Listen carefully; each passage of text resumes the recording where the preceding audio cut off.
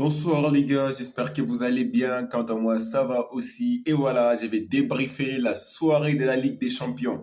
On a eu des rencontres vraiment très exceptionnelles ce soir, je vous assure les gars. Comme par exemple ces matchs des Karabakh Newcastle qui a viré vraiment aux catastrophes pour Karabakh qui a encaissé, subi 5 buts uniquement en première période les gars. Je vous jure, c'était du n'importe quoi en première période.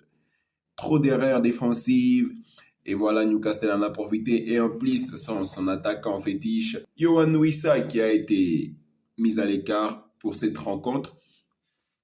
Par contre, cela n'empêche pas Newcastle de récoller au score avec combien de buts? 6 buts, 5 buts d'écart pardon, dans ces matchs. 4 buts pour Anthony Gordon. Les garçons de 2001, les gars, il est en train d'exploser actuellement.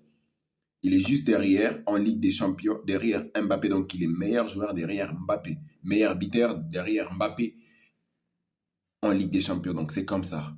Il est maintenant à ces niveaux-là. Reste à savoir si ça va continuer comme ça ou si ça va baisser. Mais j'espère qu'il va encore marquer beaucoup de buts au match retour vu que ça sera en Angleterre.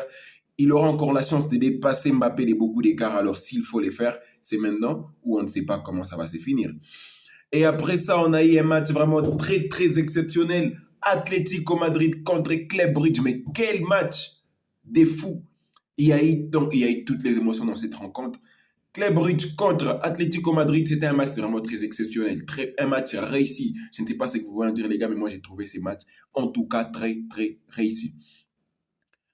6 buts au total dans cette rencontre. 3 pour Brugge, 3 pour Atlético Madrid. Des occasions de part et d'autre. Bridge est entré un peu timidement dans cette rencontre en se prenant des buts. En première période, ils ont su répondre présent en deuxième période. Ils ont su rester défensifs. Ils ont su rester offensifs aussi. Ils ont continué à marquer. Ils ont continué à défendre. Ce qui a donné ces scores vraiment très vertigineux, voulais-je dire. Des 3 buts partout. Ces scores vraiment des fous furieux. Et voilà, c'est ça la Ligue des Champions. C'est à ça qu'on s'attend quand il y a un match de Ligue des Champions normalement. Maintenant, attendons voir ce que ça va être au match retour au stade de l'Atlético Madrid. Ça sera vraiment très, très exceptionnel. Alors, les gars, ce n'était pas tout. Il y a eu Bodo Glimt qui a climatisé l'Inter de Milan ce soir. Ouf, l'Inter commence à sombrer, les gars, depuis sa finale contre les PSG qui s'est pris 5 buts. Je trouve que l'Inter commence vraiment à sombrer, les gars. L'Inter est à un moment de crise. Je ne sais pas pour vous, mais moi, depuis un moment, je trouve que l'Inter n'est pas l'Inter qu'on a connu. L'Inter, c'est vraiment ouf, pas l'Inter de toutes les années, les gars. Il faut se le dire, il faut se le dire. L'Inter a sombré. Alors, espérons qu'ils vont revenir fort car on a vraiment envie, on a hâte de voir cette compétitivité de la Ligue des Champions revenir entre les jambes des joueurs de l'Inter de Milan. Sinon, ça sera autre chose.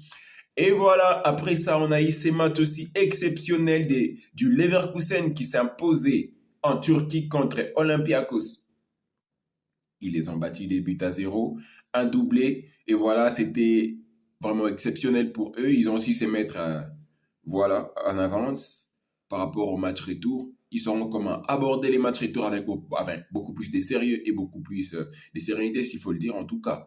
Donc, je crois que l'Inter, plutôt Leverkusen, a pris une bonne option pour les matchs retour. Reste à savoir ce que ça va donner. Allez, les gars, n'oubliez surtout pas de vous abonner pour faire grandir la chaîne. On continuera à faire ce genre de propos, ce genre de vidéos à chaque instant. Surtout là, allez, ciao.